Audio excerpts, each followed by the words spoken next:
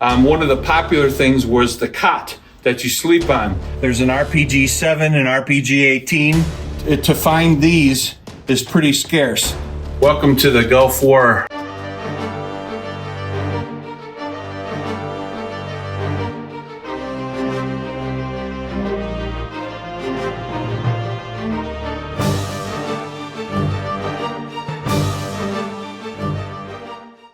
Welcome to the Gulf War part of my museum. We have two rooms for the museum. I put the Gulf War room in here because I was in the U.S. Army and was served as a historian in Desert Shield and Desert Storm in 1990-91. Since then, I've been specializing in and collecting Saddam Hussein cut glass silverware and crystal from the palaces, as well as Iraqi uniforms, medals, badges, and equipment. So we'll start with some of the guys that I personally knew when I served as a historian with the 132nd Military History Detachment. My combat patch is 7th Corps.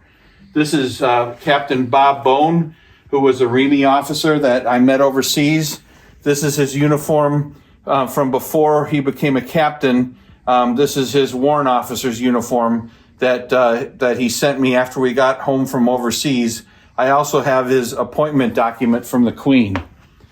This is a Coldstream Guard Company First Sergeant. He and I traded uniforms during the war. There were 210 Polish nurse and doctors that were there. This is one of the Polish nurses' uniforms. There was a 250-man Czech chemical team. This is the uniform I got from the commanding officer, the colonel in charge of the Czech chemical team. This is an Egyptian sergeant major that I used to trade with. My friend Philippe Agassi, who was a French airborne medic during the French called it Dagger. The British called it Operation Granby. We called it Desert Shield and Desert Storm. And here's a Saudi soldier. And this is some of the insignia that I acquired from some of the different units that we traded with during the war. And you told you trade with this guy? Yeah, well, this guy here, he and I traded uniforms. I only had 4 uniforms with me, so this was towards the end of the war. These other uniforms, I traded other things for him. Mm-hmm. I had friends mail me care packages, and you think care packages would be like Twizzlers and peanut butter, and once in a while I got that. But my care packages that were the most important to me were patches, medals, badges, and insignia that I could trade with these guys to bring home items.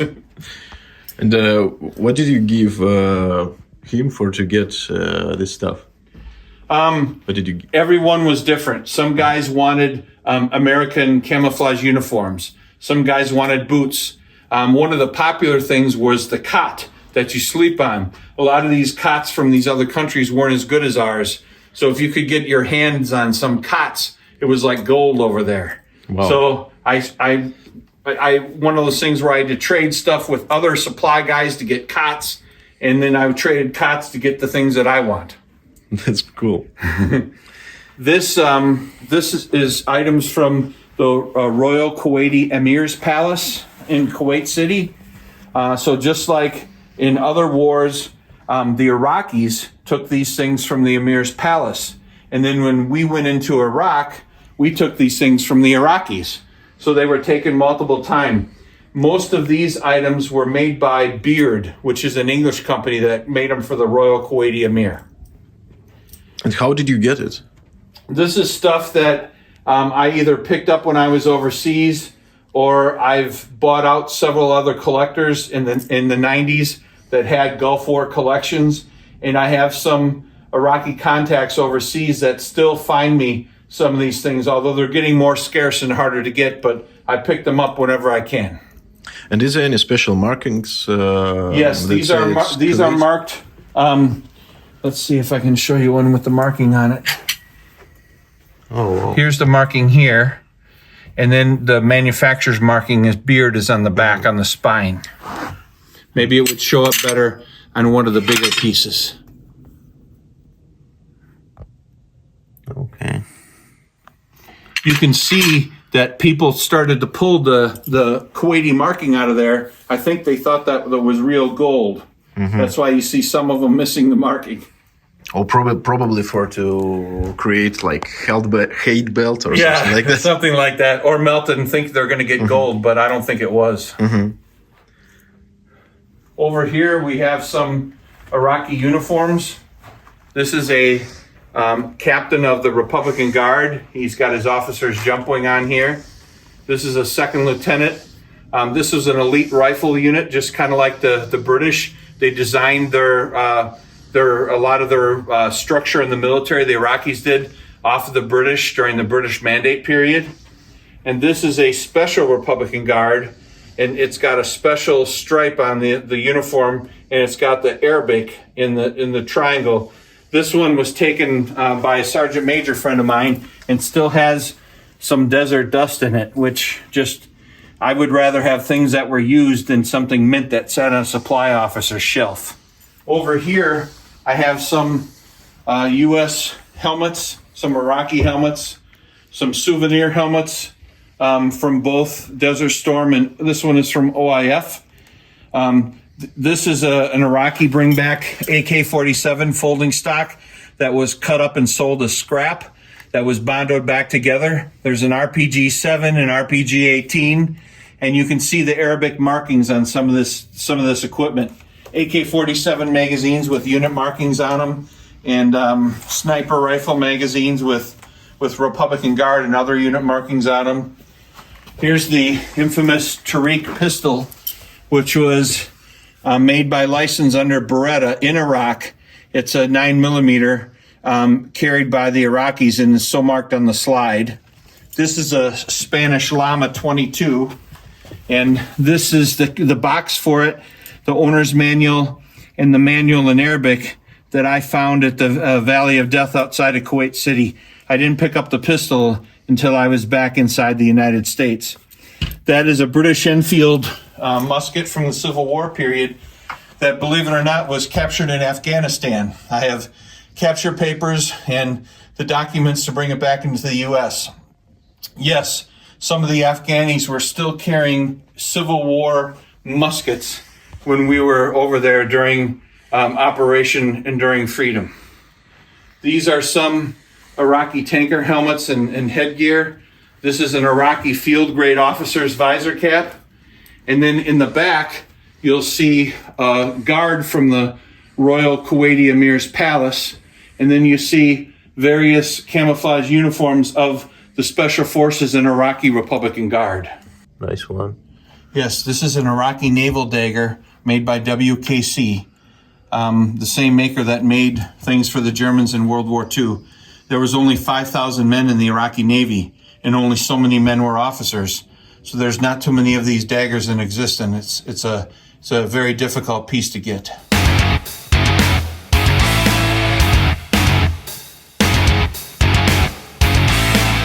Over here, we have some original Saddam Hussein pieces of stationery with orders handwritten by Saddam and signed by him. Normally, you only see the signature. He normally had stuff typed, but to find these is pretty scarce. These were supposedly in his Takriti palace at one time, which is where he was from originally. These are some Arabic newspapers showing the capture of Saddam Hussein from that time frame. Over here we have some Iraqi insignia, medals, badges, an Iraqi flag, some military vehicle license plates, Saddam Hussein posters, most wanted poster, a painting from that time frame. This is, at one time during the Gulf War, I went to a U.S. prisoner of war camp, and I said, pretend I'm an Iraqi soldier that was captured. Walk me through the whole process. What happens? So I went through and I was issued a one-piece jumpsuit, sandals, razor, soap. This is stuff that I personally brought home from the Gulf War, and then I documented it for the Army Center of Military History. That was part of my job as a historian for the Army. Here's one of my favorite pieces. This is one of those 40-feet tablecloth with 99 gold bullion eagles on it, French made, and this is all stuff from Saddam Hussein's palaces. Supposedly, from what I've been able to find out, he had 166 palaces in Iraq, and each palace had to prepare breakfast, lunch, and dinner. So The people at the palace had to get up at 4 in the morning, go to the local market, get goat milk, prepare food, and then at a certain time, if Saddam didn't show up, they could eat it. They had to do this at all 166 palaces, because he never normally spent more than one night in the same palace, and they never knew when he was going to show up. So most of this stuff is French Christoffel, but there are also some Japanese Noritake and other companies that made some of the pieces here. But it's taken me years to put all this stuff together. This is some of my favorite pieces. This is a copy of a piece of paper that would be in with some of the Christoffel of France pieces of silverware. So it would tell you in multiple languages what the piece of silverware was and what it was used for. Is it a lobster fork? Is it a serving piece? And it would say it in multiple languages, so that when they use these all over the world, it would tell you what all of the pieces of silverware represented and what they would be used for in a formal place setting. Cool. That's a guide. At the table, you have an Iraqi colonel meeting with an Iraqi general. The general is a popular army soldier, and the colonel is wearing LaBerge pattern camouflage that they captured most likely from the Kuwaitis. They did have a limited contract for LaBerge, but most of it came from the Kuwaitis. This uniform here is a first lieutenant, and that is a Kuwaiti LaBerge pattern uniform, but that was a private-made, well-made, tailor-made uniform. And you can see where the Special Forces patch is missing from this shoulder. But if you take a look at the uniform, it has the Special Forces patch with the Republican Guard above it and the Republican Guard shoulder cord on this side of the uniform. This is where he carried his pistol. He had a pattern 44 canteen with cup and cover here, which is triangle and gem marked on the bottom, the Ministry of Defense acceptance stamp. And over here, you have officers' boots. This is a pair of boots for an Iraqi officer. The officer wore brown leather. The enlisted wore black leather. This is a pair I personally found and brought home from the Valley of Death outside of Kuwait City. Here you have an Iraqi pair of binoculars with the eagle on it and the Jim Ministry of Defense acceptance stamp. He's wearing an officer's eagle pistol belt, and he has a military issue compass. This is a Special Forces Republican Guard sergeant's green uniform. For every 50 to 100 uniforms or more during the war, I saw one camouflage. So most Iraqi soldiers were wearing this green uniform. Notice his boots are the enlisted black leather boots, and they're the zipper type for quick on and off, which is one of the things that a lot of the Iraqis preferred to do. Over here, I have some, we have some non-Iraqi items. These are from Panamanian Defense Forces from Panama during Just Cause when we invaded Panama. This is the Order of Two Rivers, which is the Iraqi Medal of Honor. And this is a Libyan medal, the highest medal, their Medal of Honor that was awarded to Saddam Hussein, that was taken from one of his palaces, I believe. At least that's the story that I was told. This is a Cuban uniform that was captured when we invaded Grenada in the 1980s. This is a Iraqi sergeant major who was a tanker, and he was the NCO of the day. What does it mean, NCO of the day? So you'd be on special orders, like you would be in charge of the company headquarters or doing something. Anyone that needed something, they'd go to you. Yeah. Yeah, everyone would take turns. It was an extra duty. It's like an дежурный in Russia. Yeah. So this uniform was captured in Grenada. This is Panamanian. So this is a complete Panamanian uniform. Oh, I forgot to mention, this is a U.S. Army Mohawk part of the plane. Each one of the camels represents a mission that plane flew during the Gulf War. It's kind of a rare piece that you don't see very often. It's very unique. Not too long after the Gulf War, the Mohawk was was taken out of service. It was a slow-moving plane, but it still had a purpose and use during the Gulf War.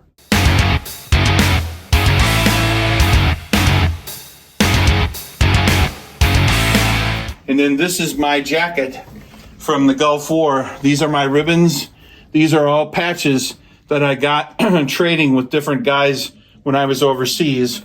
And then on the back is my unit, the 132nd Military History Detachment. We deployed Christmas Day, 1990, came home May 16th, 1991. Mm-hmm. So, and we lived with the Inspector General, is the one that we got life support from. So this is the uniform that I came home in. This is the uniform that I wore during the war. So when we went to war, we didn't have enough desert uniforms that were already out. So we wore regular woodland BDUs the whole time. This is my actual gear. The only thing that's missing is my weapon. Unfortunately, they wouldn't let me keep that. This is the uniform I was issued to come home in. This is my uniform that I wore in Panama during Fortes Caminos in 1992. And this is my Army dress uniform. And this is my cot. This is the cot and all the stuff that I had with me when I was overseas. That's a scrapbook that my mom made for me about articles during the war when I was gone. That's my pillow, which is really nasty, dirty, but that's what I slept on for 6 months. And then this is all my stuff. Those are all the letters I received and stuff back and forth when there's hundreds of letters in that water box there. This is an Iraqi tanker. So he has a special canteen. They like to wear their these type of chest rigs, so when they're getting out of vehicles, they wouldn't catch stuff on the side. And this is an Iraqi tanker helmet.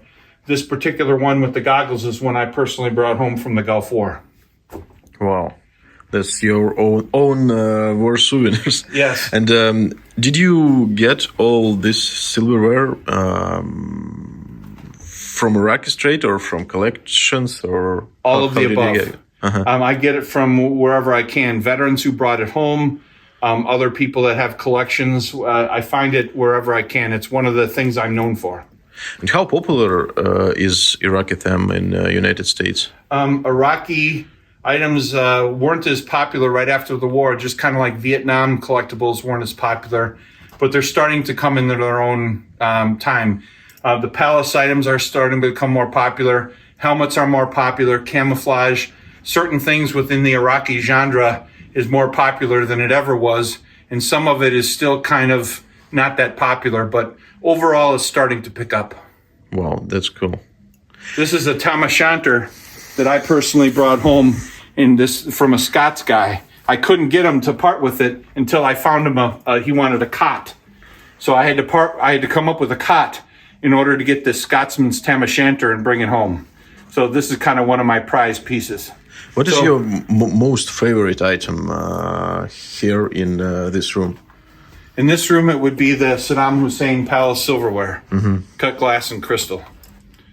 And what value of all this silverware, I mean, in a market? Because I think it's all over the board. You know, regular pieces of silverware retail in the $150 to $200 range.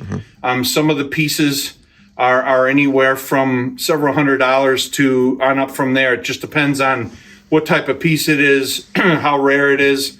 Certain things that they didn't have a lot of, like candelabras and big serving trays, are worth more because they had less of them. Thank you. And probably we can speak more about all these items if subscribers want it. Certainly. We can go into detail on anything you want. We could even do a special holiday meal someday using all Saddam Hussein things if you so desire. Alex, would you like to join me for dinner? Sure. MREs on Palace Silverware, perhaps?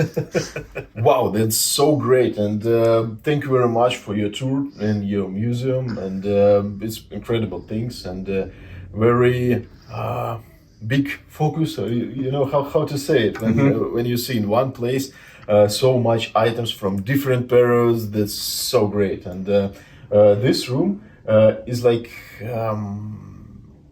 proof of tradition, as I say it correctly. Yes. If I say it correctly, because there is a huge tradition in the United States to brought back war souvenirs from overseas, from Europe, from every war. The tradition continued during the Gulf War, and the U.S. government, some units allowed people to bring things back freely. Others were a lot more difficult.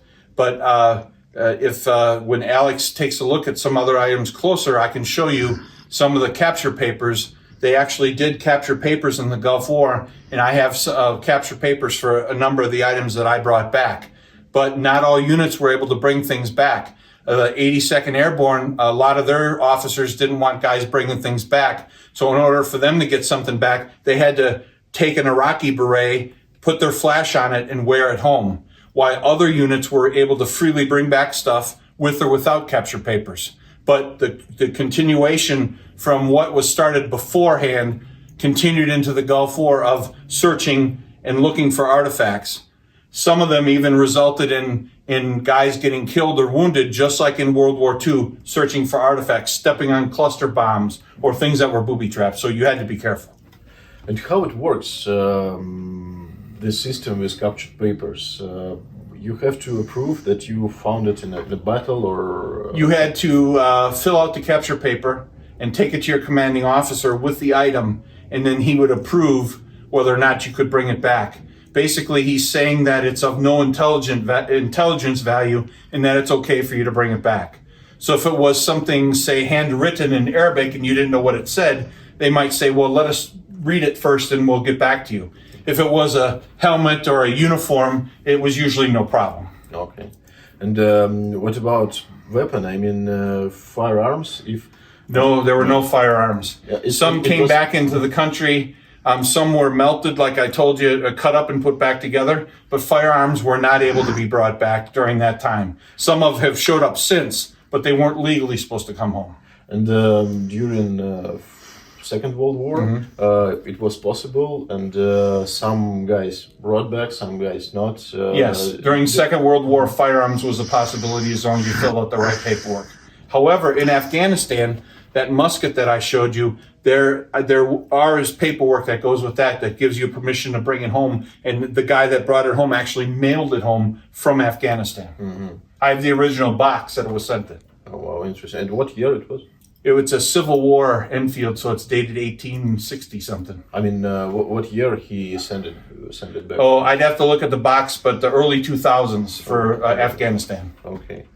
And during World War II, when soldiers find any firearms, what kind of firearms they can send, and why not all soldiers brought back firearms? It was a personal call based on what you could find or acquire, but popular was P-38s and Lugers, K-98s. Machine guns still weren't supposed to legally come home, but a lot of them did. And of course, if they weren't registered during the amnesty period in the 60s, those are still illegal. But the P-38s, Lugers, and everything, a lot of them came home with paperwork, some without. A lot of the paperwork got lost over the years. So the cat's meow in collecting period firearms is that you have an original capture paper, serial numbered, and it matches the gun. That's great. And thank you for this information also, because it's hard to find, hard to Google it, to explain it to guys, and for, I think it's great experience for all of us, and for me, and for you, my viewers. And I hope you text comments about this museum, because I think it was very interesting. And we really need your feedback about this video and about this museum. I think it has to be interesting. Press like button under this video, press subscribe button, and leave comments, maybe with question to Craig or to me. And once again, if you want, when I will be here again, I can film video of that section you interested in. Just text it. That's a problem. Of course, no problem. Okay, guys, thank you for watching until the end this video. Thank you for your tour. You're welcome.